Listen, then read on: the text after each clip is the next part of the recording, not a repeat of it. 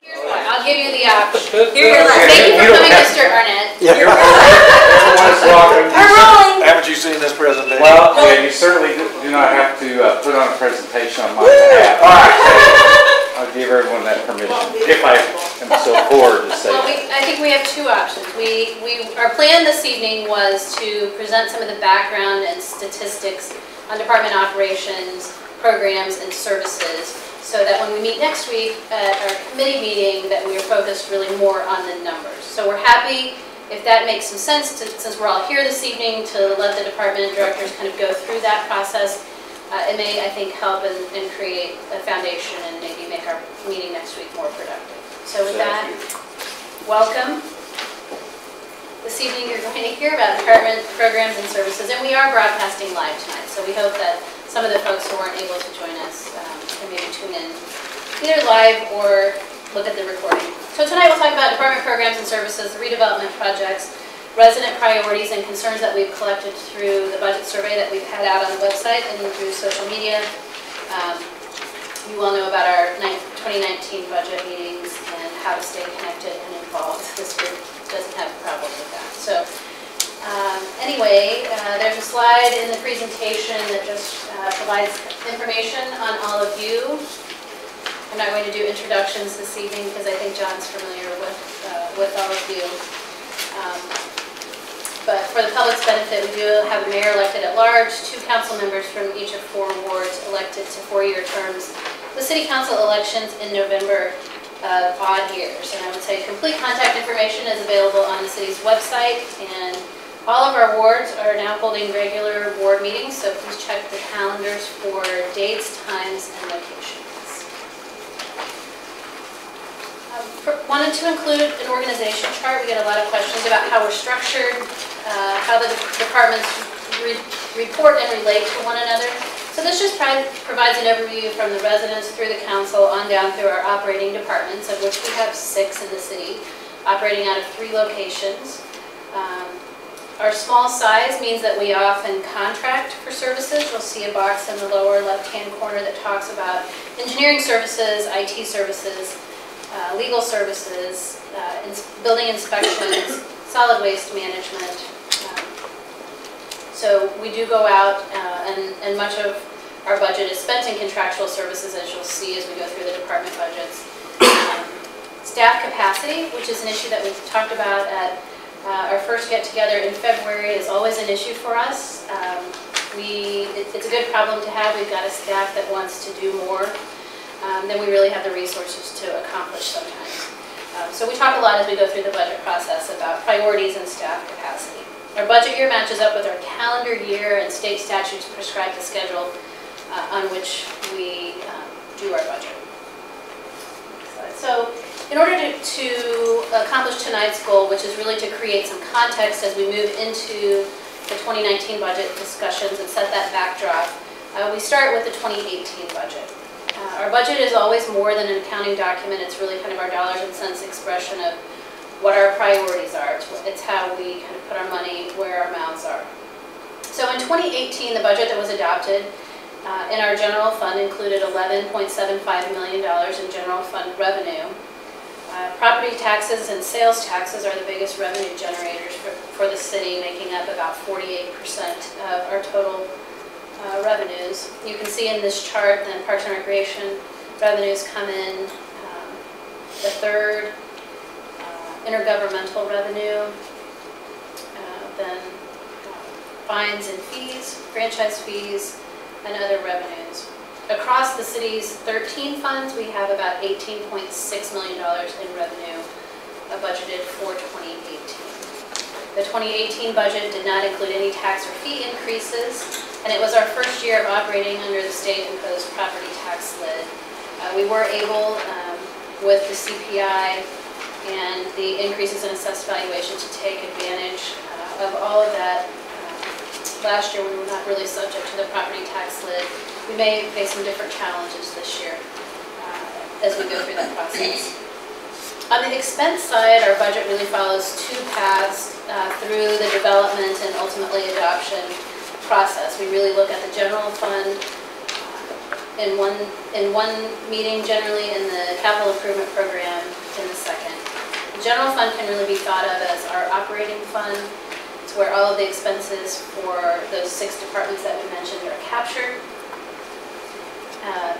In 2018, the general fund included $11.8 million in expenses. That included transfers out to other funds for solid waste contract, for street maintenance, and for debt service.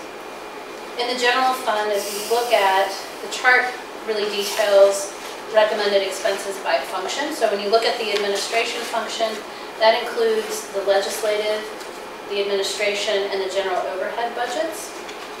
In the Parks and Recreation portion, it will be the budgets for the community center and the Mission Family Aquatic Center. In the public safety sector, we're looking at the police department and municipal court. And in public works, it is the public works department and community development. Within those general fund expense categories, we really budget in 4 areas. Personnel, which is salaries, benefits, pensions. Contractual services, which are those things that we secure through outside parties. Could be mowing, could be utilities, could be legal services, could be plan review, any number of things. But those are services that we are contracting for. Commodities are goods, tangible things, salt, fuel, vehicle parts, uniforms, those kinds of things. And then capital equipment. And we see generally each year in the budget we'll have the biggest fluctuation in that capital equipment. So that's all of our vehicles, police fleet, public works fleet, equipment such as the street sweeper, and other things. So there can be some larger swings from year to year depending on where we are in a particular replacement cycle for those kinds of things. The biggest operating expense, which is no surprise, it's the same way for most cities, probably every city, is personnel. It takes people to deliver the programs and services that we do. So 64% of the general fund expenses in the 2018 budget are dedicated to personnel expenses. That covers 68 full-time positions and some part-time positions, both ongoing and seasonal in the Parks and Recreation Department. That number of full-time positions has remained fairly constant in the city for about the last 10 to 15 years. So we don't have a lot of fluctuation in terms of the number of staff that we have. One very important positive is that we've been working very hard for the last several years to rebuild our general fund balance, or sometimes we think of that as our rainy day fund, emergency fund. City Council has a policy of maintaining a 25% fund balance, 25% of general fund revenues as a fund balance. I'm happy to report that we ended 2017 with about a $1.2 million excess in fund balance over that 25% goal. So we will want to be very prudent and cautious as we talk about what we want to do with that excess fund balance as we go into the 2019 budget, but it's not a position we've been in for many years, and it's a good place to start for 2019. One of the things that's been a really hot topic over the last few months, as you all know, is the increases throughout the county in assessed valuation. The biggest increases that were realized in the county were here in Northeast Johnson County. Overall, for the 2018 assessment year, the county appraiser is estimating an increase in the city of Mission's base valuation of about 11.64%. That's being driven primarily by increases in residential properties to the tune of about 16.1%, 4.75% on the commercial side. We will not get final valuations. I think the appraiser is wrapping up the appeal process. We won't get final valuation numbers until the end of June from the county as we look at that. So wow, some people see that as a real positive, some people have seen that as a real negative. I think it's important, as we've talked about, to put that in context and really look at where we've been in terms of assessed valuation over the last 10 years. Really throughout the county, but definitely in Mission, we saw declining property values from 2008 through 2013.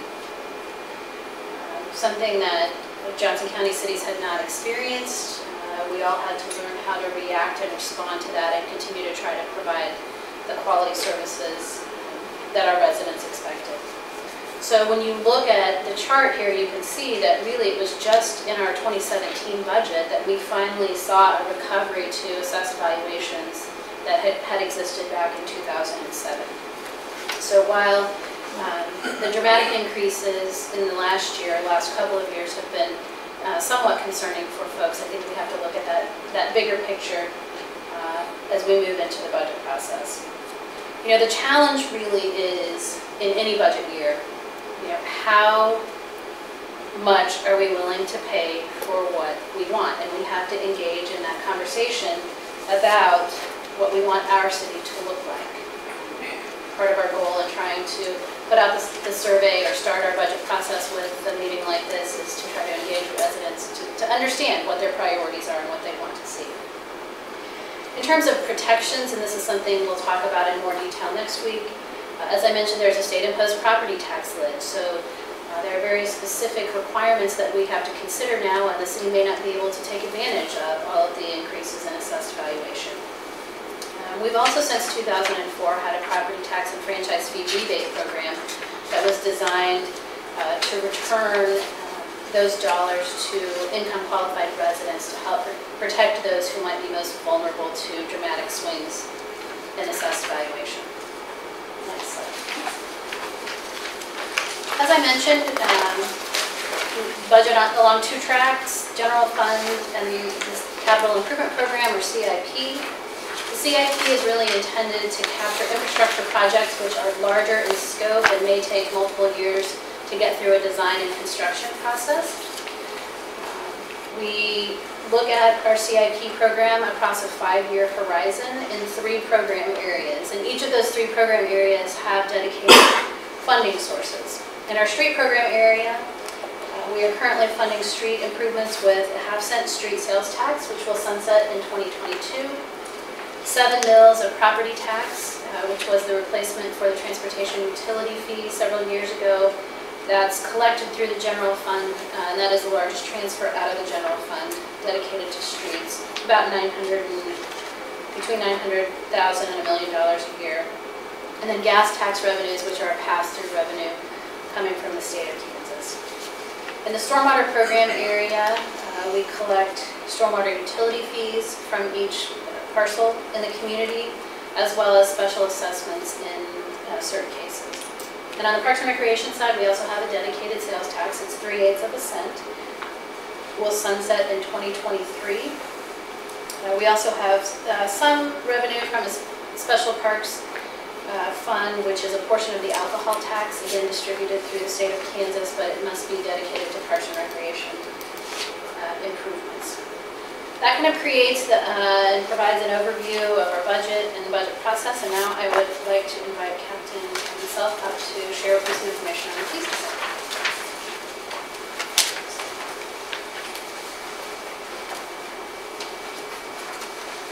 Good evening, folks. For those of you that don't know me, my name is Kevin Self. I'm a staff support captain here for the Mission Police Department, which is a good segue into kind of introducing what the police department or who the police department is. We ensure the safety of our residents and visitors through a balance of enforcement, prevention, education, and community relations. We have 29 sworn officers and 2 civilians. The department is a full-service police department in that we have a patrol division, an investigations division, and a staff support division. We run 3 patrol shifts, a day shift, an evening shift, and a midnight shift, with a minimum of 3 officers on each shift. Now that's particularly important right now because law enforcement as a profession in the last couple of years has experienced some growing pains, and through some aggressive recruitment and some good fortune, we were able to staff ourselves with a very diverse workforce. We have some young officers, some female officers that you wouldn't have seen in the past. The department recently upgraded their records management system. It's niche. That gives us a greater connectivity with the area agencies, as well as agencies as far-reaching as Paola or Ottawa. We expect them to be on that RMS so we can share that information. We also upgraded our policy and procedures system, which is the Lexipol system. It's best practices both locally and nationally, and these are vetted through a panel of attorneys. You'll also notice that Mission Police Department is, again, fortunate enough to have an increased visibility and accessibility through events like Coffee with a Cop, our auctions, DARE, charity events, things like that.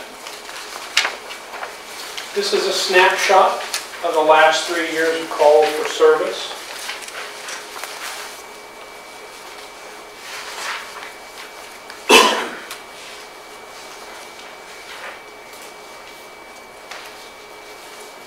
What you'll see here is a breakdown. The FBI breaks down crime statistics into 2 categories, Part 1 and a Part 2.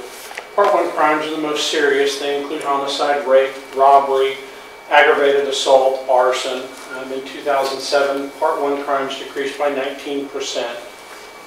Part 2 crimes, again from the FBI statistics standpoint, consist of drug offenses, simple assaults, forgery, disorderly conduct, criminal threats. Although we don't see any specific issues in the statistics, these are something that we watch very closely to look for those peaks and valleys, look for cause and effect. 2018 budget, the total expense was $3.68 million. Our largest expense drivers are service contracts, animal control services, training, fuel, equipment, and prisoner boarding fees. The 2019 budget considerations are community service officers, which I'd like to take a second to talk about.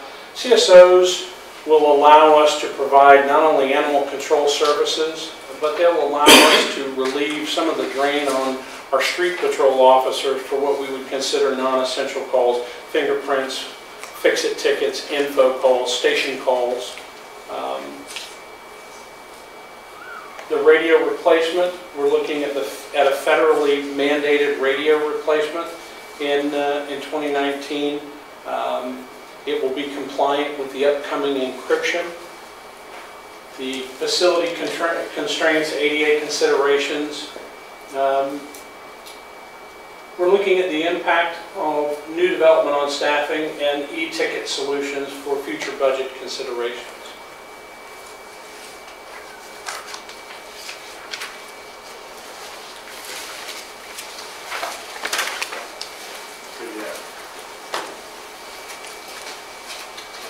Okay, as one of the duties of city clerk is to supervise municipal court, and so I'll give you a brief update on court. Municipal court provides a venue for the consideration of violations of city ordinances and certain state statutes. Our staff consists of 3 court clerks, the judge and our prosecutor. Those are both appointed positions. Keith Drill is our judge and Dave Martin serves as our prosecutor. We have 14 dockets per month, and that does include video arraignments. Those are every Friday morning here in council chambers. Fines can be paid either in person or online. Those that can be paid online are limited based on the type of offense. So many people do come to court and are required to come to court to pay for those fines and visit with the judge. In 2017, some of the statistics from municipal court, 11,039 traffic-related violations. There were 250 non-traffic related, 192 DUI cases, and 1,348 warrants were issued in 2017. And those are fairly comparable to 2016. Not a great change one way or the other in any of those. As far as our 2018 budget, the total expenses are $375,000, and court software maintenance is definitely one of our larger expenses, as well as printing costs. We do print the citations that the officers use, as well as a variety of documents that are required for court, and we have a lot of our documents both in English and in Spanish to accommodate as many people as possible coming to court. Legal fees, and then new court software has been budgeted in the budget this year, so we are hoping to get that RFP out in June. In 2019 budget considerations, ADA accessibility is always a concern for court with the many people that visit here, and making sure they are accommodated, or that we can do the best we can. So it's all, we do have concerns with that. And then increased training and education for our court clerks. We want to increase our budget a little bit this year to allow them to participate in more training opportunities. So that's it.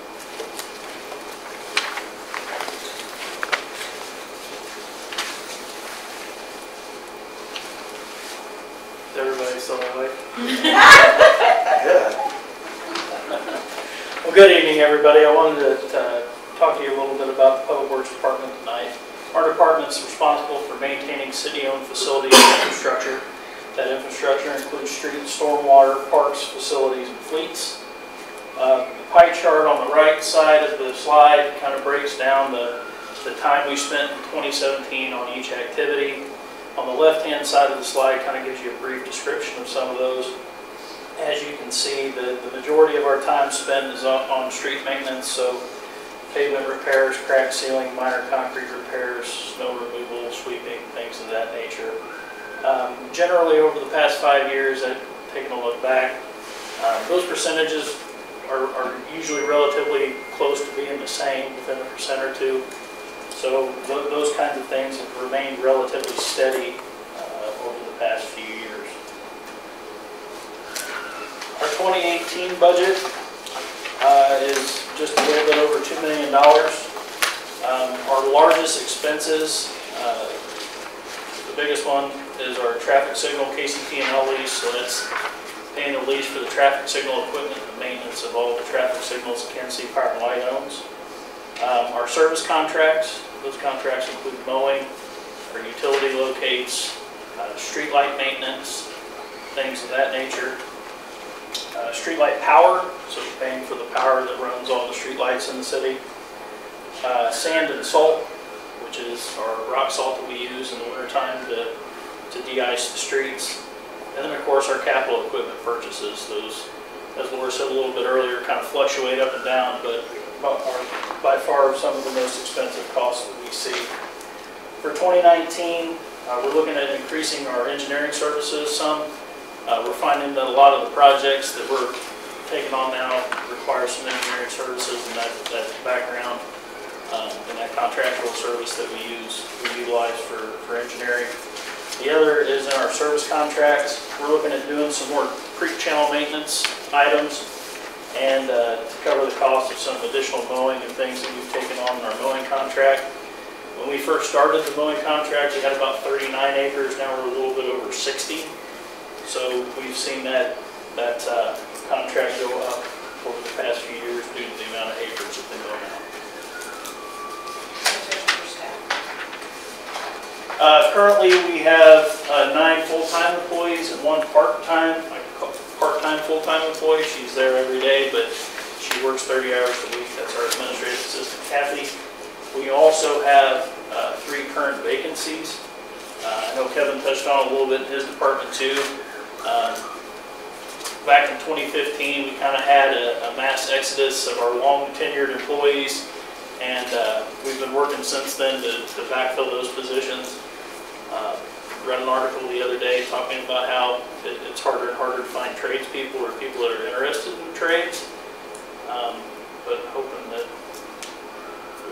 we can get some good folks backfilled in and get back up to full staff. Residential street maintenance program. The first street maintenance program we did was back in 2011. Typically, that program consisted of 2 different types of treatment. The first, mill and overlay, which is you come in and take 2 inches of asphalt off, put 2 inches back down. With that program, we replace curb and gutter and do the required ADA improvements adjacent to all those mill and overlays. The other program that we've had is a seal treatment. For the first few years, we did a slurry seal. We transitioned into chip seal back in 2013, which is spraying an emulsion on top of the street and coming back over and covering it with chips and then rolling that in to give you that extra surface on top of the street. Since we started that program, we milled and overlaid approximately 14 lane miles of residential streets and sealed approximately 45. That's been funded with our street sales tax, special highway funds, and approximately 7 mills dedicated to the streets. Major thoroughfare projects. Since 2010, we have done Rowe Avenue from China Mission Parkway to 63rd Street, Knoll from Martway to 67th, Martway from Broadmoor to Woodson, Johnson Drive downtown from Lamar to Knoll, and just last year, 51st Street, or Fox Ridge from 51st to 56th Street. Those 5 projects, we've leveraged a little bit over $11 million worth of outside funding. So that would include STP, which is your Surface Transportation Program, which comes through MARC, but it's a federal highway fund. And we've also used ARRA funds, so the American Reinvestment Recovery Act, which was also another federal grant that we used on Rowe. And we've also leveraged Johnson County CARS funds. So your CARS program administered through the county, which is your County Assisted Road System fund. And with that, I will let Chrissy talk about the fun stuff.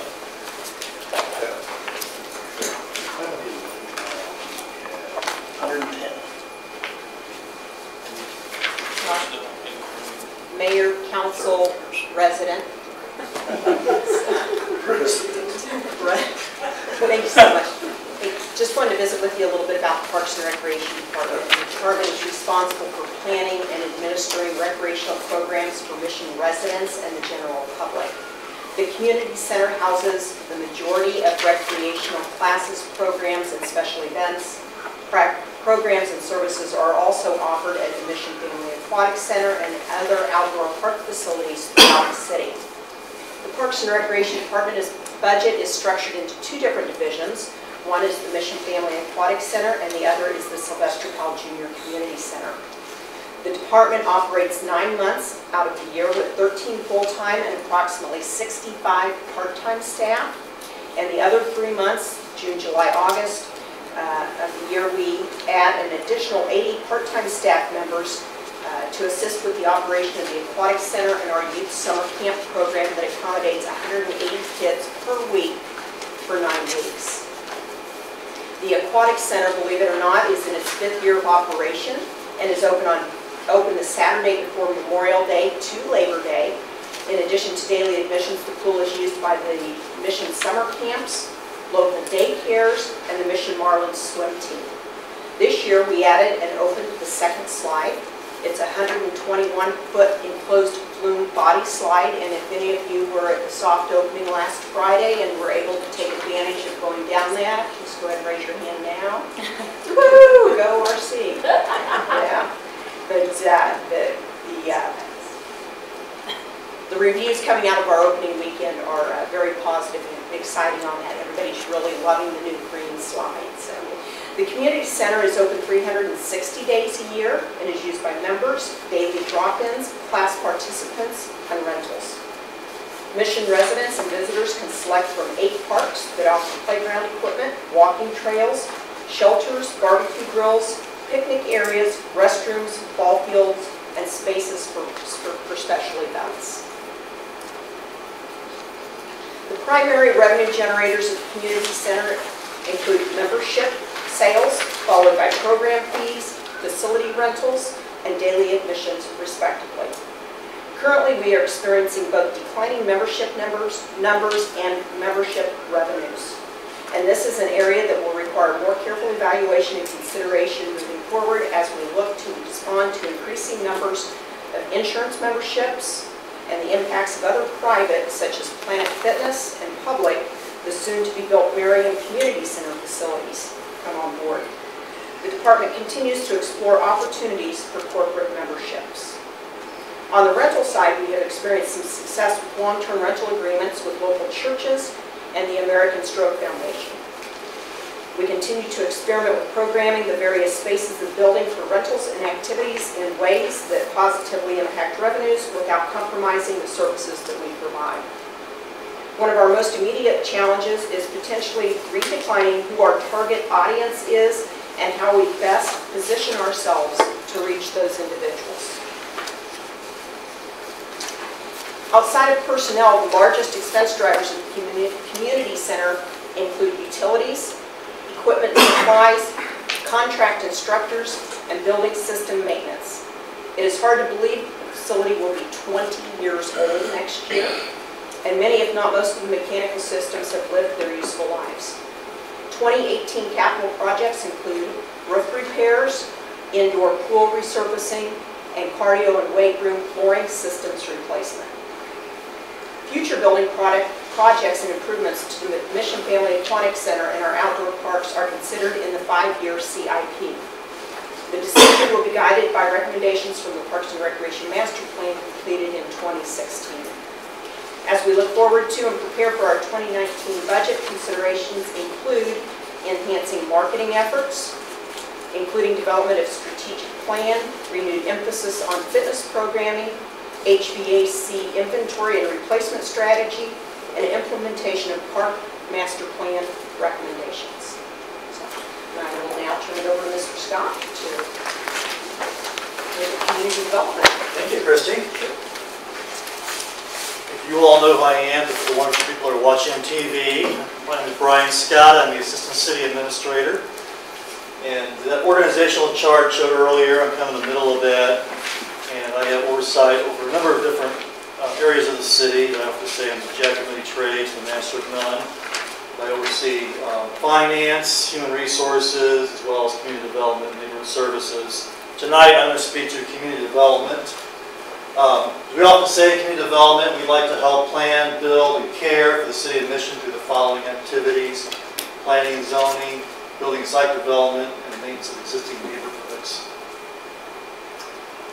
On kind of the development side, construction activity, we've seen a little bit of peaks and valleys over the years, a number of building permits that are issued. We actually saw a little bit of a decline last year, but yet we probably saw one of our biggest numbers in terms of total valuation. You don't necessarily coordinate. That number of building permits can be anything from a major development such as Wellstone or the renovation of the old Dickinson Theater to somebody wanting to put a deck in the back of their yard or get a hot water heater. So that valuation of $18,125,000 is probably one of the highest total construction valuations that we've seen in our city in quite a while. And I think next year will probably even be more than that. So this year, 2018. Property maintenance code, we have 2 neighborhood service officers that provide property maintenance inspections and compliance. You can see this chart on comparison of 2016 and 2017 and the types of cases that they deal with. Overall, in 2017, we had 685 cases. That was actually an increase from 2016 of about 22%. The vast majority of those cases are in the residential areas of our community, although we do have some in commercial corridors as well. And I'm pleased to say we've had 99% compliance on those cases in 2017. We also do rental property inspections. We have 20 apartment complexes in the city. That represents about 2,493 units. In addition to that, we have 347 single-family rental properties. Right now, we're only inspecting the apartment complex, and we inspect about 5% of the total units in a given apartment complex in a year. We do that on a rotating basis. That equates to about 98 inspections for the year, and about 7% of those are actually re-inspections. But again, with 100% compliance after those re-inspections. You also like to, code enforcement is a little bit carrot and stick. And you don't want to always use a stick, but you like to try to use a carrot as well. And for us, that is assistance and outreach programs for our community and our neighborhoods. We have the Mission Possible grant. We have neighborhood grants to help support neighborhood gatherings. A lot of neighborhoods don't have HOAs, so we try to create neighborhood block parties and neighborhood gatherings. We sometimes support that for a neighborhood grant program. We offer franchise fee, community rebate for those that might be low income that are looking to help kind of offset their costs for utilities and so forth. We also offer a business improvement grant, big grant as we call it, for our businesses here in the community. And then some of our outreach programs include community garden, safe routes to school, and our annual recycling event in Northeast Johnson County. Community development, overall, we have a budget of $582,000 for 2018. And probably the largest driver of that outside of obviously personnel costs are plan review and building inspection services. We're utilizing third-party inspection service right now, IVTS, to provide those services for us. Occasionally use engineers as well to provide engineering inspections on some of our projects. And we utilize the services of Pete Heather, our land use attorney. Some of the things we're considering for our 2019 budget is an update of our comprehensive plan. Kansas statutes do require that we update our comprehensive plan. The last time we did that was 2004.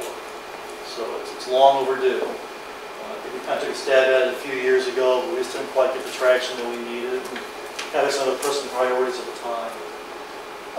We're also looking at expansion of assistance programs that we offer to our community again.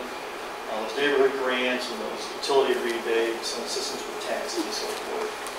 And finally, increase our code enforcement activity in the community. Now for the exciting stuff. A lot of our time, a lot of my time in the past few months has been spent gearing up for what will be two really significant development projects in our community that are about to break ground this summer. The first is Mission Trails Development at 6201 Johnson Drive. That's the site of the former Pyramid Life Insurance Building. This is a 5-story apartment complex, approximately 200 market-rate apartments, including clubhouse amenities and a pool. There will be some retail activity on Johnson Drive. A restaurant will be the kind of feature retail activity on Johnson Drive in a courtyard setting. There will also be a structured parking garage behind the facility on Barkley that will offer 52 spaces at ground floor for public parking for anybody that visits Johnson Drive and businesses in that area. The demolition, we've issued a demo permit, we've issued a land use to service permit for that site to be a contractor, Crossland Construction, and we're expecting demolition of the existing building to occur within the next few weeks. So we're very excited about that. And I got a phone call from the architect, Clover Architects. They're going to be walking plans in this week for the actual review of the building itself. So things are moving right along with that. The other big project, of course, the Gateway development. So that's the Gateway. It's back, and I think this time it's actually going to be in reality. That is a $214 million mixed-use project on the side of the former Mission Mall. At the east end of our community, Johnson Drive and Row. It's kind of broken down into phases. The first phase is an apartment complex at the corner of Roland Drive and Johnson Drive. It's actually 3 separate buildings that will each be connected by a breezeway, kind of a glassed-in breezeway. Not really much of a breeze, but there'll be 3 stories of apartments. Above the ground floor retail, there will be 168 apartment units altogether. That's phase 1. Phase 2 will be a 7-story, 200-room hotel with a restaurant, pool, and other amenities. And then included in phase 3, that's the phase 2 will be the hotel. Phase 3 will be a 3-story office building, and then the food hall and entertainment space. And we recently heard that the food hall is going to be curated by our celebrity chef from what's the show? Top Chef, thank you. With you. So we're anticipating that construction will start later this summer. Again, we've been working with the contractor and engineering firm on plan review for that site. And I think things are moving right along, starting to kind of pick up pace a little bit as well. So we're very excited to see that occur. And that is all that I have to say. I'll hand it over to Emily. Thank you. I'm Emily Randall, the Public Information Officer. I did want to share just a little bit about the budget that is included in the legislative area. That is really to help facilitate the mayor and council as they do public-facing events and public relations, and also the training and travel, etc., that is associated with you and your role as our governing body. Also, it provides membership dues for our municipal organizations and those important partnerships we have in the community, and also election expenses when those arise, when elections are held within the city. The Mission Market is funded from this area, as well as the boards and commissions each have a budget associated with them, and that is here. In 2019, looking ahead, we will be doing an update on the Direction Finder survey. That is a statistically valid survey that we do every 4 years to try to give some consistent mileposts and a roadmap for us hearing from the community about their priorities and their assessment of our service delivery. We'll be continuing to talk about how to support the Mission Market and make sure that that programming and that area of our community facilitates that kind of level of activity that we've liked seeing in past years. And then also any priorities that come about through our council goal study in this year. As I mentioned, the city commissions and committees are funded in this area. They are a great way for more people to get involved in our community with a lot of different groups. We have the Planning Commission, the Parks and Recreation Tree Commission, Sustainability Commission, and our most recent, our Capital Improvement Program Committee. Citizens serve on those from each of our wards and work on activities throughout the year and refer policy ideas and opinions to our council, and work closely with staff on a variety of different activities.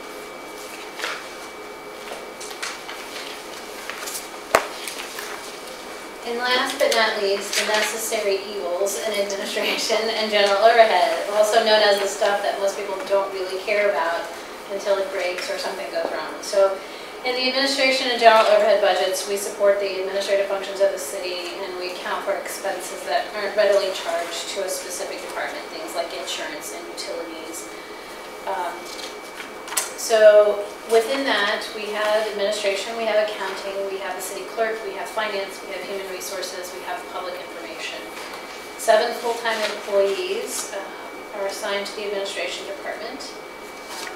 And we're providing internal and external support both to our employees, whether that's payroll processing, benefits administration, benefits management and coordination, and external support to our vendors and our residents in terms of accounts payable, billing, and some other things.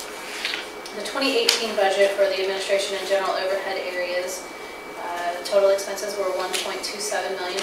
The largest expense drivers there are utilities, insurance, so that includes all of our general liability insurance, our vehicle coverages, crime coverages, audit and professional services, and then computer and IT support for the entire organization. One of the things that we've accomplished in the last couple of years, and we're continuing to manage, is a newly established equipment reserve and replacement fund. And so that helps us to level out some of those peaks and valleys in the capital equipment replacement cycles that I mentioned earlier. I look forward to continuing that practice as we move forward.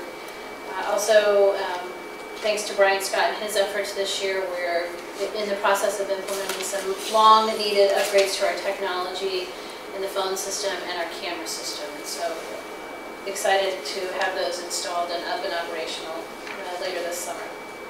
And then also an important goal of the council has been to really create a workplace and a work environment that supports our employees. And one of the big accomplishments in 2017 was implementation of recommendations coming out of a classification and compensation study. We will continue to maintain and recommend adjustments and issues related to that as we go forward. So, that's kind of us in a nutshell. I don't know if does anybody have any questions. This is probably a good place to stop before we go into our survey results.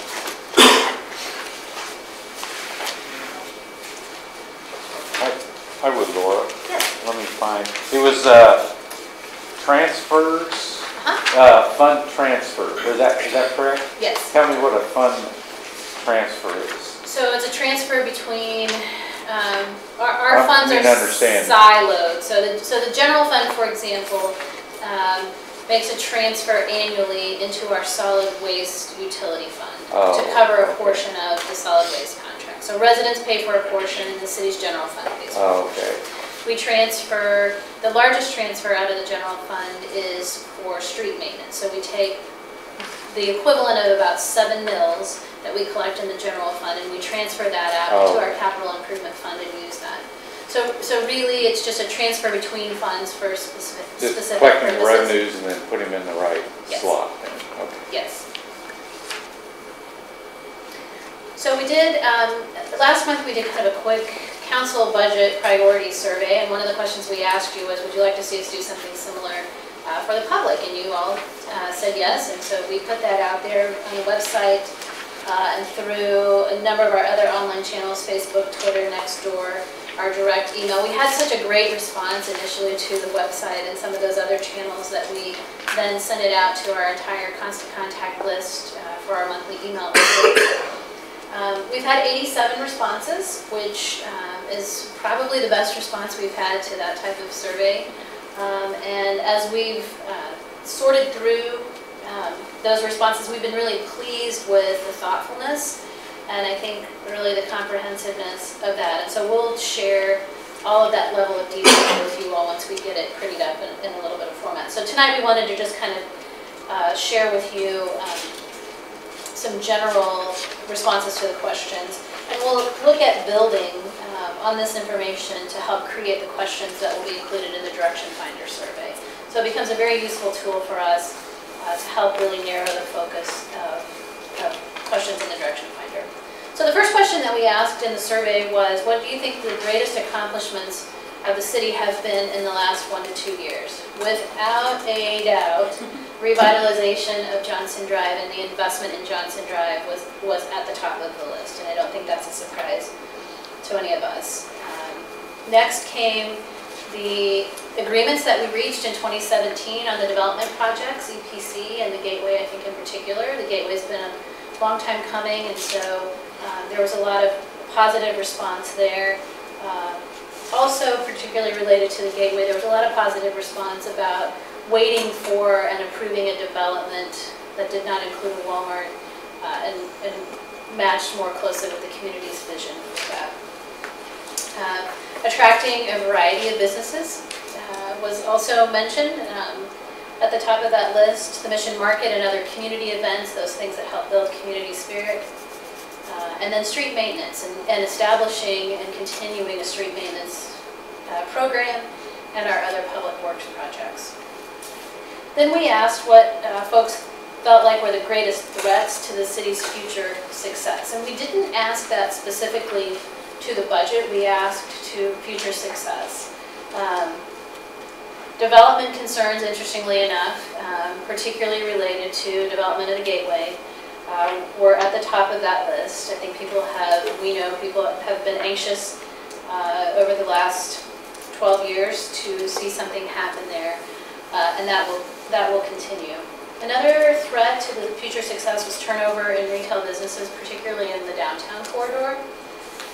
And as we've talked about, we think, this is really our brand. Downtown Mission is kind of the heart and soul of who we are, represents us as a community, and so understanding and being thoughtful and approaching how do we help support those businesses which help create and promote that brand for us is something that we certainly want to pay attention to. And then infrastructure maintenance, particularly related to streets, remained a potential threat to the city's future success.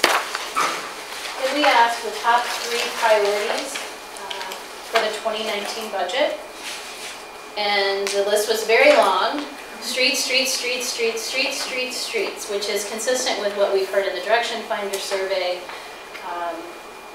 And as we continue to move forward, I know John touched on our updated inventory that was completed in 2017, and so we're really going back and saying, what have we accomplished since implementation of this street program in 2010, particularly in our residential neighborhoods? Are we accomplishing what we want to? Are we really extending the useful life of our streets? Are we investing the dollars the way they need to be invested? And what changes might we need to make to that program going forward? Parks improvement were also at the top of the list. And we saw several comments related to the outdoor parks, which is, for many years, our park focus was so much on the community center. And so it was sort of refreshing to see people's interest in the outdoor park system. But the comments there were that the play structures and some of the equipment and things seemed a little tired and needed refreshing. And I think we saw that as well, which is one of the reasons why the council back in 2013 expanded or increased the amount of the sales tax so that it could be applied to more than just the debt service on the pool and the community center. We still have to compete, and the community center at 20 years old with some of its systems issues is going to continue to compete for those outdoor dollars, but certainly hope to be able to start to refresh our outdoor park spaces. And then the last priority in the top 3 was finalizing the large development projects and supporting the businesses in the downtown area. So it was interesting to kind of see this balance and the focus coming out of the residents as well, because that's certainly something that we talk about on an ongoing basis. And then we asked, what would you like to know more about in the budget? And we figured a lot of people would just skip that question, but we got some really interesting responses. You know, there were people wanted to know more detail on the spending within the departments. They wanted to know the development project status, and then just generally kind of budget transparency and what's the big picture, where are we headed, how does all of that fit together. So we designed tonight's presentation to try to address some of those kinds of things, and we'll continue to share that information and encourage people to participate in future budget meetings, because that's certainly where we will start to drill down into some of that level of detail. So upcoming meetings related to the budget, our next meeting will be next Wednesday at 6:30 p.m. Actually, it will be probably closer to 7:30. It's the Finance and Administration Committee meeting, where we will review the general fund budget and the supplemental program requests. So the things that the departments outlined this evening in terms of their 2019 budget considerations, we'll be talking about and trying to look at how those might fit into the 2019 budget. Then on June 13th, which is not a regular meeting night for us, but we will schedule a meeting to talk about the capital improvement program, which again is our streets, stormwater, and parks. Then we will take all of that information and go back and work on that as a staff and come back to a community dialogue on the 2019 budget, where we will actually put a recommended budget out for you all and for the public to see. And then we will have a public hearing and a final review of our 2019 budget on August 1st with adoption of the 2019 budget at our August 15th City Council meeting. All of the budget meetings are at 6:30 p.m. here in the City Council chambers. And I know you all will be here, but we certainly invite the public to join us as well. And so then just generally, we're trying to push and promote as much as we can how folks can stay connected with us. So I'll let Emily kind of highlight all of that. We just wanted to refresh everyone's memory about the ways that we can stay connected, and this is always evolving, but obviously in-person attendance is much appreciated, and it's a great chance to have a really great chance to ask your questions. We have all of the public meetings listed on the front page of our city website at missionks.org. Online, we stream our city council meetings and our committee meetings, and that's on a YouTube channel. There's also a button on the very front page of our website with a little YouTube icon so people can go and find it. Those meetings are there live streaming and then also are captured there, so you can go back and look at past meetings as well. We're doing the Mission Monthly emails, and that email list grows all the time, but it is a capture of city council meeting activity coming up, and also upcoming events and news items. That you can sign up either through emailing our public information officer, me, or if you just search Mission Monthly on our website, you can get to the invite sign up to get your email listed there. And then social media, we have a Parks and Recreation page in addition to the regular City of Mission KS page, as well as accounts for our market on various media outlets. And then also Nextdoor.com is a great tool for staying in touch both with the city but also your neighbors. So we encourage all of the above, or just direct email or phone calls to your council or staff representatives.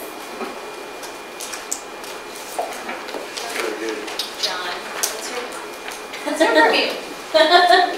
Very Well- specific to you. Well, I would say just an excellent handout, I must say, for what I do know about the city operations. It's just an excellent handout to provide much information and very succinctly and colorful, and so it's very good. I enjoy it. It's excellent. Better than very good. It's excellent. I did do the citizen survey, and so I thought that was a good opportunity, and it was interesting to know that you got some really varied and in-depth, thoughtful input. I think so. That's good that the citizens are thinking more in-depthly than just thumbnail type things. Absolutely. And I think that's all. Anything else? Just a question. I've done some other live webinar type stuff, and it's kind of nice when you can't get to that.